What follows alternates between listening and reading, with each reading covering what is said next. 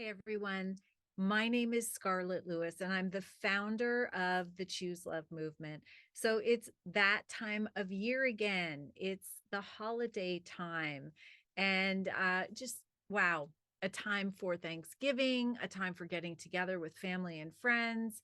And it's glorious, although not so much for some people. And we're going to talk about how to make the best of it using the Choose Love formula and the choice moment model. So I am going to share a presentation with you that I'm giving you as a holiday gift. This is the power of choosing love during the holidays. I've got a picture of a big present there because, as I always say, being present with the ones that you love is the best way to live your life with the fewest regrets. Now, I know this, having being a mom with tremendous loss. So remember that going through the holidays. This is just my little first piece of advice before we've even started out. Remember, being present with the ones that you love is the best way to live your life with the fewest regrets. So we want to keep our light that's inside of us, that's inside of everyone, that light of humanity, as bright as possible through the holidays. And we're going to use a superpower called choice because we can choose how we thoughtfully respond in any situation, circumstance, or interaction. You might be thinking, oh, but she doesn't know my situation. She doesn't know what I interact with on a daily basis. But you know what? I might have been there and done that, but I certainly have faced tremendous adversity in my life. And I can tell you that it is a choice and it is such an empowering realization. Remember that during the difficult situations, that we can choose love over fear in any of them. And the outcomes of those choices look so vastly different. Obviously, choosing love leads us to happiness and even joy. And of course, we also know that anger, hatred, resentment, frustration are all a mask for fear. And so we want to be rewiring our brains this holiday towards love and pruning from those fear channels. And we can do that with every thought that we have on a daily basis. The other thing is that we know that the opposite of anxiety, if you're feeling any anxiety for this upcoming holiday, we can overcome that through positive action. And the Choose Love formula gives us many ways to act. I'm giving you so many opportunities today for positive action that you can use in your life to be able to thoughtfully respond with love in any situation, circumstance, or interaction. Now, this is a lot of words on a slide, isn't it? But think about what you think about every day in your head. And of course, we know through neuroscience that the vast majority of our thoughts are negative and repetitive. And of course, this is because we have a built-in negative bias. Our brains don't really care for happy. It's not their job. Our brain's job is to keep us safe physically and emotionally. And so our internal dialogue continues to go, and it's always questioning our worth and our value.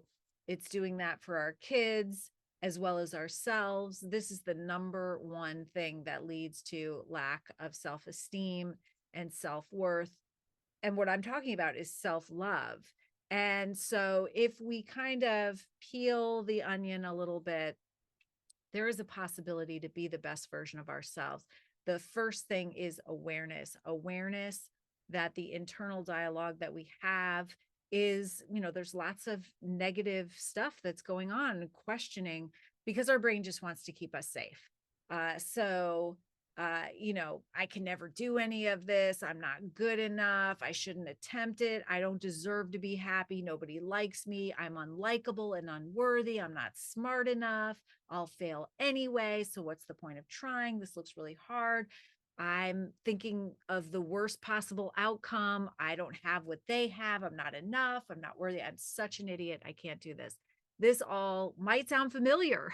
and and if it does, that's okay, because that's how we're wired. That's our brain's way of keeping us in our comfort zone, where we're safe, not only physically but emotionally as well. And you know what? The only place that we learn and grow is outside that comfort zone. So that's where we're going to get this holiday to become the best version of ourselves, which also lies outside our comfort zone. We know there's a lot going on in the world, but we're going to focus on being in the present moment and choosing love as a thoughtful response in everything that we face this holiday, because that is the pathway to flourishing. How do we start? With a brave breath. Want to take one with me? This is actually the kids' favorite thing in the Choose Love curriculum. It is the brave breath in the courage unit. So you put your right hand over your heart, you put your left hand on your belly. By the way, there's no quicker way to literally calm down and for you to access your prefrontal cortex, your executive functioning, where logic and reasoning reside, as well as the brake on your instinctual reactions. How do you get there? By pausing. Remember, we started out this whole workshop talking about the present moment, because that's where life is happening. And a lot of time we're in the past or worrying about the future. But let's take a brave breath right now. You're going to be doing this a lot, hopefully, during the holiday. So breathing in through your nose for a count of 6, and then breathing out through your nose, because we're nose breathers, for a count of 8. And so let's just take a little check-in, a self-awareness check-in right now of how you're feeling right now. And by the way, whatever you're feeling is fine, because, there's brand new research called emodiversity. The more emotions that we feel every day, and the more varied, the more healthy we are. So whatever you're feeling, it's going to be the gamut is totally fine. We're going to calm ourselves though right now, and we're going to really dig into how we can be the best version of ourselves over the holidays. So right hand over your heart, left hand over your belly, right below your belly button, your power center. And when you breathe, blow up your belly so that your belly is going in and out, not your shoulders. And let's take a breath in for 6, 2, 3, 4, 5, 6. Now out, 2, 3, 4, 5, 6, 7, 8. And again, 2, 3, 4, 5, 6. Out, 2, 3, 4, 5, 6, 7, 8. In, 2, 3, 4, 5, 6. Out, 2, 3, 4, 5, 6, 7, 8. Okay. You know what? That type of breathing stimulates your parasympathetic nervous system and helps you calm down really quickly. It's an amazing tool. And that's why I wanted to start off with that. So do a little check-in again. Self-awareness check-in, really, really important. In fact, put timers on your phone so that you can just check in. You can't know if you need to change if you don't know where you are and what you're feeling. You also can't learn from what you're feeling and any difficulty that you're going through unless you pause to get curious. So hopefully you're feeling a little bit better now, a little bit more grounded and in the present moment, so we can move forward. Now, this is Jesse, my 6-year-old son that died at Sandy Hook Elementary School. He left an incredible message on our kitchen chalkboard shortly before he died that I found after 3 words: nurturing, healing, love. Wow. 6-year-old doesn't normally say things like that, phonetically spelled, because he was in just first grade. But those 3 words changed my life forever. I knew that that was the solution to the suffering that our kids are experiencing that led to the Sandy Hook tragedy, but that also leads to substance abuse and mental illness, and so much of the suffering we have. We can reduce and even prevent that by really putting in the formula for choosing love that is derived from this message that we're going to be going over today. Incredible, these 3 words: nurturing, healing, love. It's what connects us all. It's what helps us love and grow. It's actually, love is why we do everything. Everything in our lives. It's why we go to work. It's why we have conversations. It's why we try to work through things. It's why we celebrate holidays, all for love. And the incredible thing, it's a choice. So That actually translates into this incredibly powerful formula. And we're going to go a little bit deep into this, but we're going to focus on today how we can practice each of these character values. Remember, positive action is the opposite of anxiety. So we are going to be implementing this and figuring out how can we be our highest and best self throughout the holidays. Holidays are tough sometimes, right? So we've got some difficulty, maybe financially, maybe relationships, maybe past trauma. We're going to work through all of it. So courage plus gratitude plus forgiveness plus compassion in action equals choosing love. And by the way, this is what connects us all as human beings. It's the reason that we do everything that we do every single day. So for love. And we also feel pain, that's for sure. And for some, holidays are tremendously painful. However, you may have never heard that pain has a purpose in your life. It helps us learn, it helps us grow, and it helps us strengthen ourselves. And it is very powerful because it gets our attention and gets us out of that comfort zone into our growth zone every single time, by the way. And here's the bottom line: tough times, even if you're going through them right now, just know tough times help make us stronger. It's like a caterpillar turning into a butterfly. It goes up on a branch as a caterpillar, weaves a chrysalis, and then that butterfly transforms, but it has to struggle to become strong enough in order to fly away. And the amazing thing is, through this struggle, it not only becomes strong enough, but it also becomes beautiful from the inside out. And that is a metaphor for our lives. This is what happens. So, what's our biggest joy killer? Whoa, it is ants. Ants. Have you ever had an infestation of ants? I'm talking automatic negative thoughts. By the way, we all have them, so don't worry. It's as normal as having ants on a picnic. Automatic negative ants, however, are really the cause of the majority of suffering that we see. The great thing is we can train an internal ant eater to eradicate the ants. Ants are what cause a lot of our pain on a day-to-day basis. The ants, the automatic negative thoughts. These thoughts, based on cellular memory, past experiences, news, music, complex chemical reactions, they can be painful and they're not always truthful. Think about that slide where we had like be the best version of yourself, and think about all those things that your brain can tell you that you're not enough. Well, we know that that's a lie, because we know that every single one of us is not only enough, we're more than enough.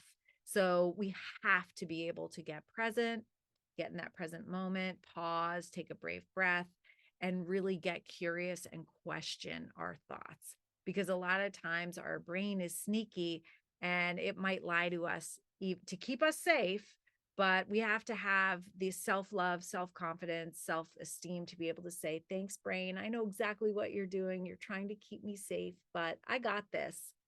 So you don't have to believe every thought that you have, because it's not true. You have to talk back to them. And there are different kinds of ants, by the way. There's the all or nothing, where, when you find yourself saying, oh, he always does this, or every time, everything. That's not true. Nothing is always, right? The comparison ants. We are designed to compare, and of course, this is where our kids get into a lot of trouble with the cell phones, because we're comparing to an ideal that doesn't even exist. The bad, focusing on the bad, and ignoring the good. And by the way, our brain has a tendency to do that to keep us safe. The guilt beating, the should have, must, ought, or have to, the labeling, oh my God, he's such a jerk, or even calling ourselves names, predicting doom and gloom, predicting what somebody else is going to say. Oh, I know it's going to just be awful this Christmas. He's always, on his worst behavior. Mind reading, right? If only I could be happier. If that hadn't have happened in my past, oh my gosh, I would be happy. Or if something isn't doom and gloom in my future, I'd only be happy then. Or even probably a very common one, and maybe the worst one, is blaming other people for where you are right now, or situations or circumstances.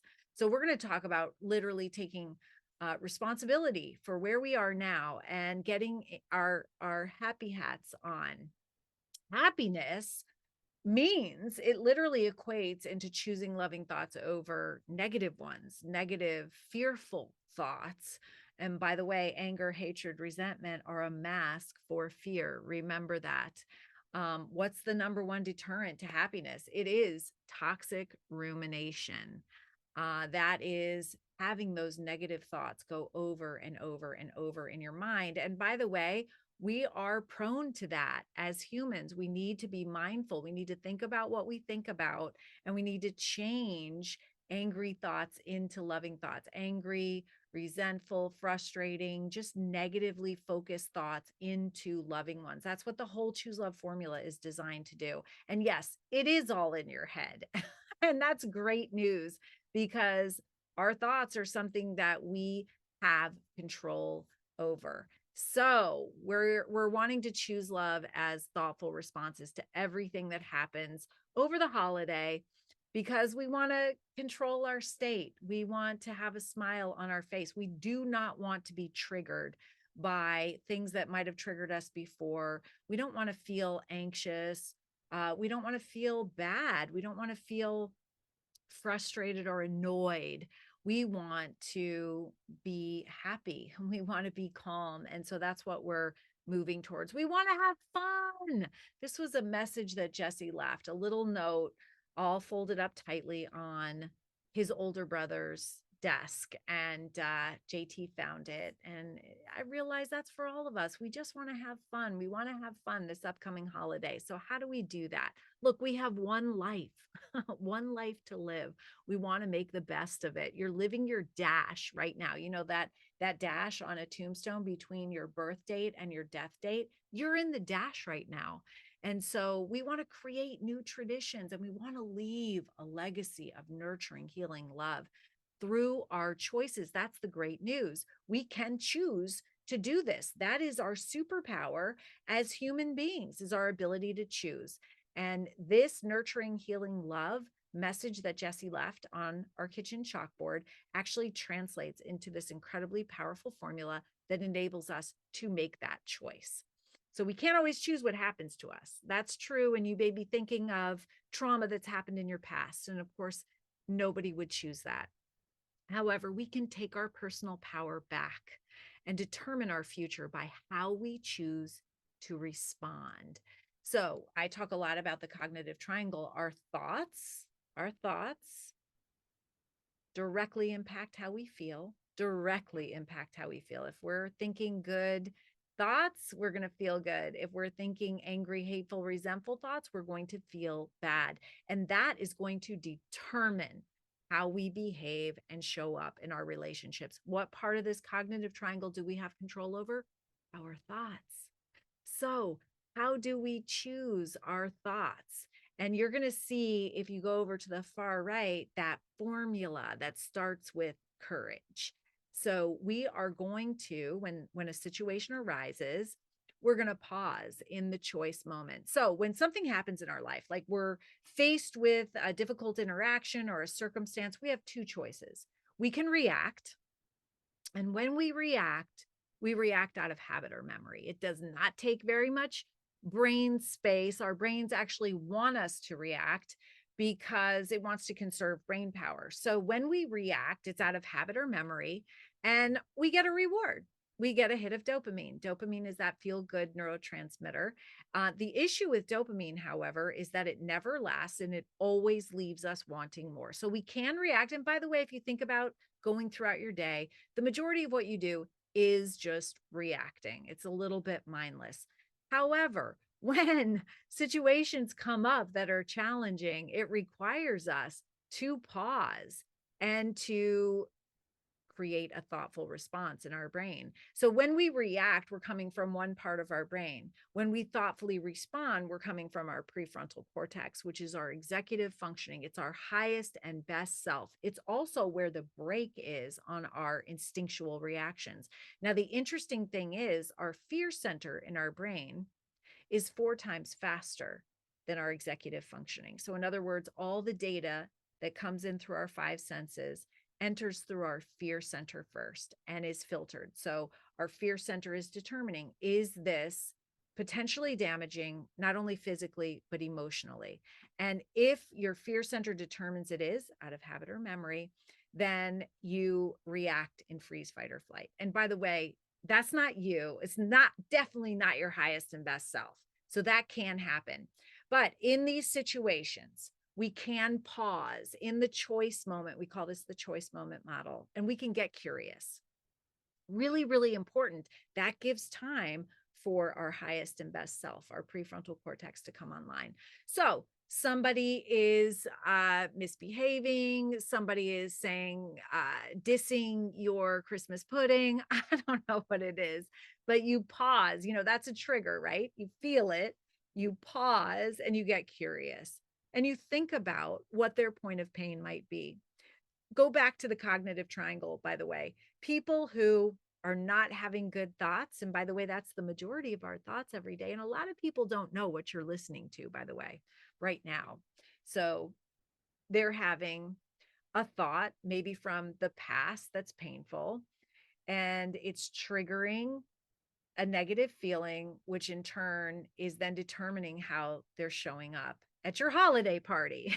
And so, in knowing that, instead of getting mad and escalating the situation, instead of reacting out of freeze, fight, flight, or fawn, I don't know which one of those you normally is your go to. Mine is fawning, which, I don't like.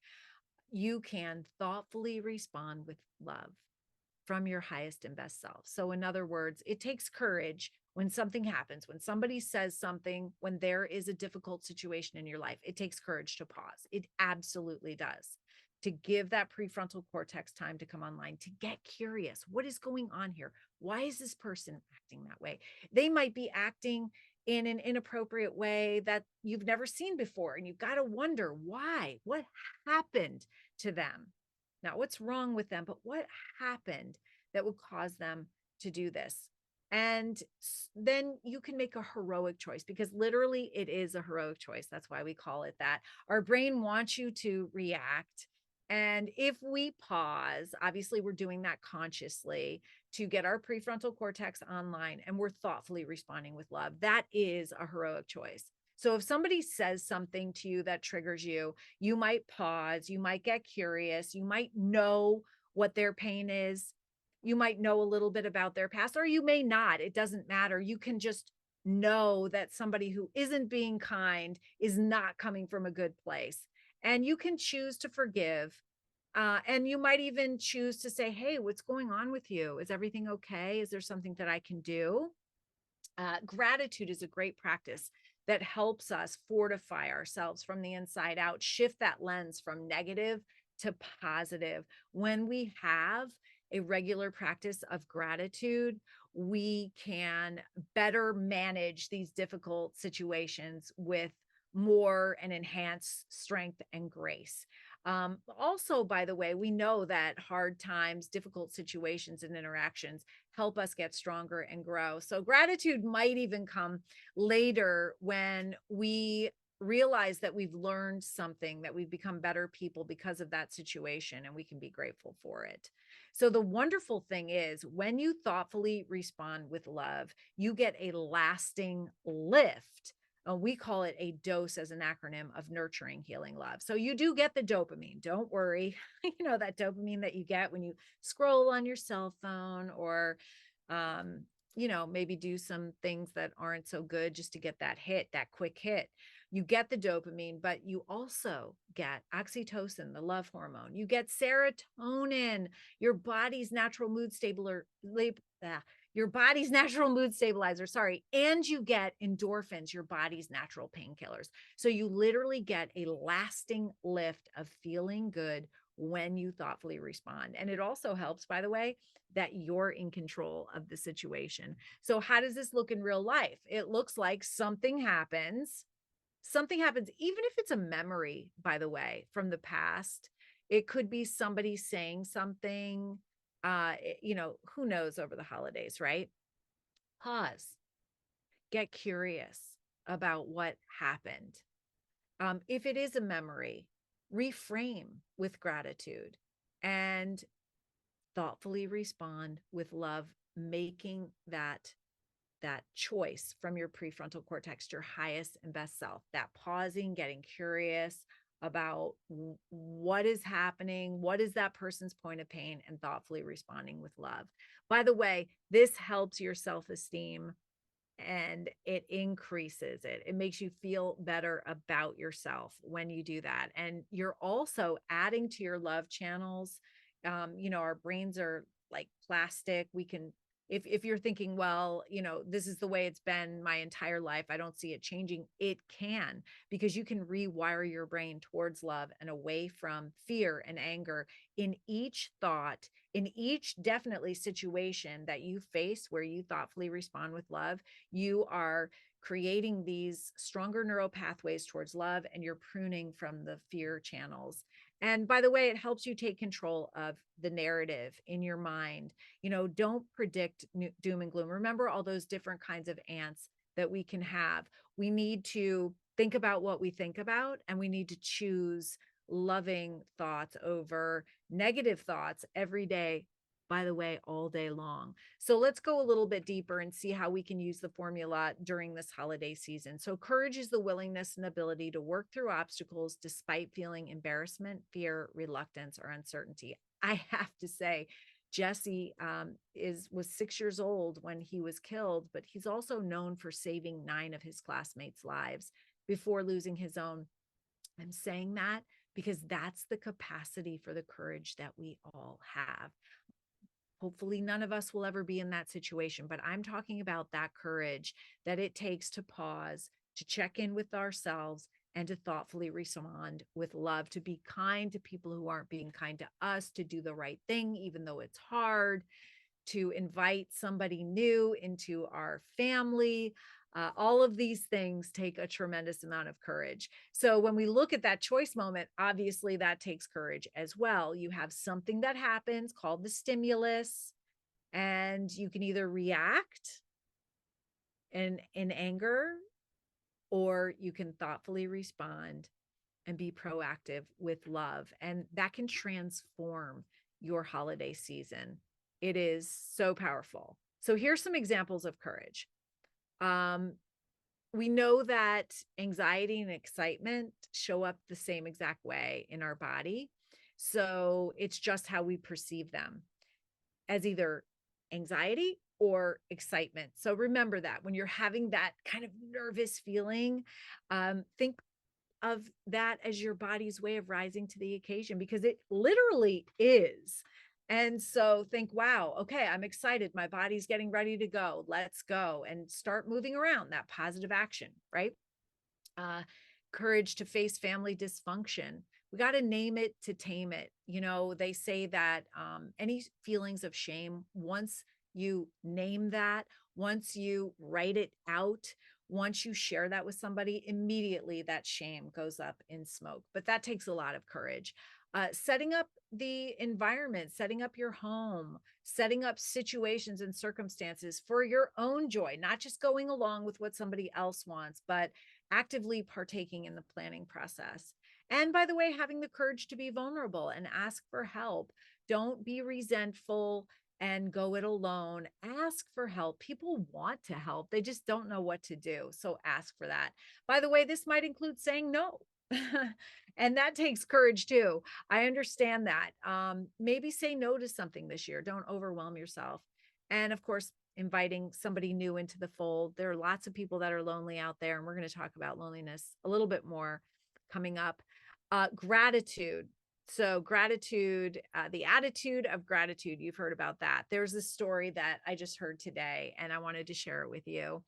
There was a classroom and they were doing a paper on the seven wonders of the world. And so they asked the kids to write about what are the seven wonders of the world. And the teacher was reading one of the submissions by this little girl, and she said it was seeing, hearing, tasting, touching, feeling, laughter, and joy. Wow. A different take on the seven wonders of the world, because they really are wondrous. And if you can do all seven of those, that is a miracle. And we can be thankful for that. Those five senses, that's everything. That's all the data that comes into our brain and helps us do what we do throughout the day. And laughter and joy, of course, are incredible. And that's what we're going for right now, having a lot of fun. So, gratitude is also known as vitamin G. There's been a lot of focus on the different vitamins that we take. I don't know about you, but I have like about 100 bottles. But this one is the most important that you need to practice every single day from the time that you get up until you go to bed. By the way, when you think of something you're grateful for, you get a 10% mood boost. You need a little mood boost, think of something you're grateful for. Now, we in the Choose Love movement in schools, we use gratitude. We call it the great mind shifter. So it shifts our thoughts from negative to positive. All those negative thoughts that are going roiling through our head, we can only focus on one at a time. So we can only focus on a negative, resentful, angry thought or a grateful thought. So if you're ready to shift away from the negativity to positivity, think of something that you're grateful for. And there's always something to be grateful for. Practice the have to versus the get to. So I always tell this story about one of the first times I went to the grocery store after Jesse's murder, and I'm walking with my cart in the aisle, and another mom bumps carts with me, and she goes, "Oh my God, Scarlett, so good to see you," and all that. And then she goes, "I have to take three boys to three different sporting events, and then I have to go do a huge pile of laundry for those three boys."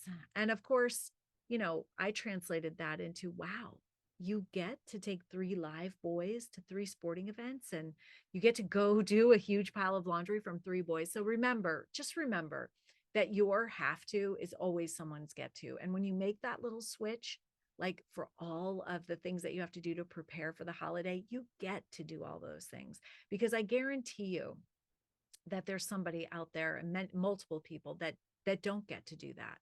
So how do we put gratitude into action? How do we have that attitude of gratitude? Celebrating micro moments of joy. Do you know that micro moments of joy exist every single day, but a lot of times we're too distracted and busy to even notice them? Yes, they're happening right under your nose. Slow down. Take a brave breath. Start noticing things. Life is happening right now, and yet the majority of your thoughts are thinking of things that happened in the past, or fearing for things in the future, or planning. So get into the present moment and see those micro moments of joy. And then when you do, savor them. Savoring is a huge skill and tool that helps fortify us from the inside out to better face adversity moving forward. Write your gratitude letters. Go on to the Choose Love Movement e-store and get postcards. We have specific postcards for gratitude notes, and write them. Leave them in your neighbor's mailbox, especially the ones that that are getting older and maybe lonely. Write them to your family members. Everybody loves to get a little note. In the act of writing, it helps you become happier and lighter. And in the act of receiving, it does the same thing. It's incredible. It helps both sides. Share stories of vicarious post-traumatic growth. One of the foundational elements of the Choose Love movement is post-traumatic growth, the fact that we're designed as humans to grow through difficulty. So many benefits of post-traumatic growth, but we can share stories over the holidays. And this is what I did with my boys. I gave them a big box of books of stories like Unbroken, even like Laura Ingalls Wilder, Little House on the Prairie. That has a lot of post-traumatic growth in it. And I read, at least my older boy, the entire series. I was starting to read it to Jesse, just to show that, we have it really good now. And we need to be grateful every day for everything that we have. I'm lucky. I grew up in a household where my mom, I'd walk down in the morning and she'd be turning on the water and she'd go, hot running water. We're so lucky. I just flushed the toilet. So many people don't have a toilet. There's so many things to be grateful for. So sharing stories of it's called vicarious post-traumatic growth. We can actually experience post-traumatic growth by hearing from other people's stories. So pick out a story of somebody that's gone through a hardship and that made it through. You can find them on the internet and share those stories with your family just so that they get that little boost of, wow, we really do have it good. We have a lot right here, right now. We're so grateful. Be grateful for the present moment and those in it, and focus on what you have, not what you lack. Our brains can tend to go to what we lack. Focus on what you have. That is gratitude, and that actually strengthens and fortifies you from the inside out. Share gratitudes around the table. I always want to do this, and then I always forget. And then I think, like in the beginning, and then I think I'm going to do it in the end, and it goes by. So remember to do that. There's so many benefits of practicing gratitude, emotional, social, career-wise, health-wise, personality-wise, that all lead to greater happiness. Let's talk about forgiveness. Forgiveness is really important over the holidays because it's a gift, definitely a gift that we give ourselves that frees us from anger and pain. And by the way, in some situations like mine, I don't know anything that you can do that helps you lay down your anger and pain and walk away free. So here's some examples of forgiveness over the holidays. Don't just react. Use the choice moment model to pause and get curious about the situation. Thoughtfully respond with love. That is a thoughtful response you will never regret, and you will get stronger for it. Remember, someone who isn't being kind isn't thinking, feeling, or behaving well. Reverse engineer the cognitive triangle. You're seeing bad behavior. Well, they're not feeling well, and they're not thinking well. And when you know that hurt people, it helps you thoughtfully respond with love a lot easier. Now, remember that forgiveness starts with a choice, a conscious choice from your prefrontal cortex. I want to forgive this person. I do not want to continue giving them power over my thoughts that directly impact how I feel and behave. I want my freedom back. I don't want to continue to be angry about something that happened decades ago. I want to put it to rest. So I'm going to make a choice to forgive. But just remember that it starts with a choice and then it becomes a process. So it might be one, it doesn't mean that the anger is going to go away immediately. It will come back up. You'll have flare-ups. You'll have reminders. Your brain is really good at that. It's not going to let you forget that easily. But when you do, you take a deep breath and you forgive again. Once you make that choice, you cannot fail in forgiveness. So it starts with a choice, becomes a process. And think about, what would your Olympian do in certain situations? What would your highest and best self do? What would your best friend help you do? And not the kind of friend that helps you with your toxic rumination and prolongs those negative words, the one that challenges you and says, hey, time to lay the gauntlet down, time to forgive. That's a best friend. And use fascinated versus frustrated. This is my favorite thing. Something happens, and instead of just instantly becoming triggered and frustrated, be fascinated. Switch that out. Go, wow, this is so fascinating that this person would do this or this person would say this. And then go into your choice moment and pause and think about what you're thinking about, and think about what their point of pain is. Use your courage to do it. You can do it in any situation, and then thoughtfully respond with love. And there's so many benefits of forgiveness. Healthier relationships. Harvard University did an 85-year longitudinal study that showed that healthy relationships were the key to happiness. How do you get them? By choosing to forgive. Less anger, less anxiety, stress, and hostility, better physical and psychological well-being, lower blood pressure, fewer symptoms of depression, a stronger immune system, improved heart health, higher self-esteem, and it extends your lifespan. Something has to be very powerful to extend your lifespan. Now we're moving into compassion in action. Compassion has two components. There is the identification component. within yourself, by the way, or someone else. And then there's the action component. And if we focus on the action component and choose love, because when you have the courage to step outside of whatever's going on with you and to help somebody else, you help and heal yourself. So, how do we practice compassion? And by the way, when we do that, we're 25% happier. When we do something for someone else, we not only help and heal ourselves, but we're happier too. So, start with self compassion, self love. Don't forget yourself. Be kind to yourself because that's what strengthens you. That's what helps your self esteem and your self worth and your self confidence. You can be the best version. You have more to give when you love yourself. Volunteer. Remember, when you do for others, you do for yourself. It feels so good. And you're modeling for your kids what that looks like and how it feels. And tell them, walk them through it. Hey, how are you feeling right now? Well, oh, we don't want to do this.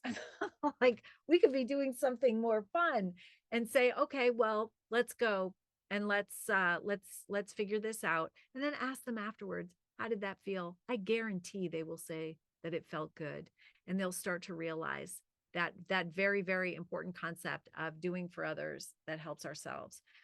Provide a service as a gift. Gosh, we have so much, don't we? Do we need something else? How about providing a service? If there's a nonprofit, like I run a nonprofit, I know that we need lots of help. So provide a service. What's your gift and talent? Provide that instead of maybe a gift. Um, get takeout. Don't stress out. Hey, for Thanksgiving, I ordered my entire meal from Whole Foods. It was cooked. All I had to do was warm it up. And by the way, that took a long time. So keep it simple. Don't stress out. Focus on compassion versus empathy as you go through the holidays. Compassion comes from the reward center of your brain. It's the identification and it's the action. Empathy is when you put yourself in someone else's shoes and you feel their pain.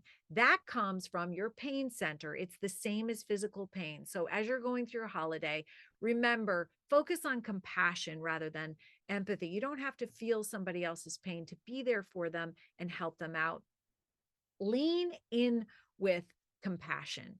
Instead of kind of staying on the sidelines, actually lean in with compassion. And by the way, it doesn't take very long to actually have the person that you're giving compassion to experience all the benefits as well as yourself. It's about 40 seconds. Wow. We are so needing of being seen as human beings. I mean, we spend so much time on our screens that just 40 seconds of being present with someone, looking in their eyes, maybe a compassionate touch on the shoulder, gives them all the benefits of compassion in action. So I'm not asking a whole lot. 40 seconds. Remember that. You can go around and give each person, your friends and family, 40 seconds of your attention. Now, we know the opposite of loneliness. There's a lot of loneliness over the holidays. Where does loneliness start? Oh, it starts here as a thought. And we know a thought can be changed. So loneliness comes from inward focus, focusing on ourselves. And then we have a tendency to spiral, negative thinking. But when we have the courage to step outside of ourselves and help someone else, that's outward focus. Then that loneliness evaporates. Remember that. And actually, if you know somebody that's experiencing loneliness, why don't you give them this bit of advice? And maybe even go with them to volunteer or help. Now, this is a funny thing in my family. My mom loves glitter. So every single card, everything she sends always has glitter in it. And it's so funny how it's accepted because I love it. I think it's so fun. I actually just shake out the envelope and put it all over my table and it stays there for a long time. Sometimes I have these little Christmas tree glitters.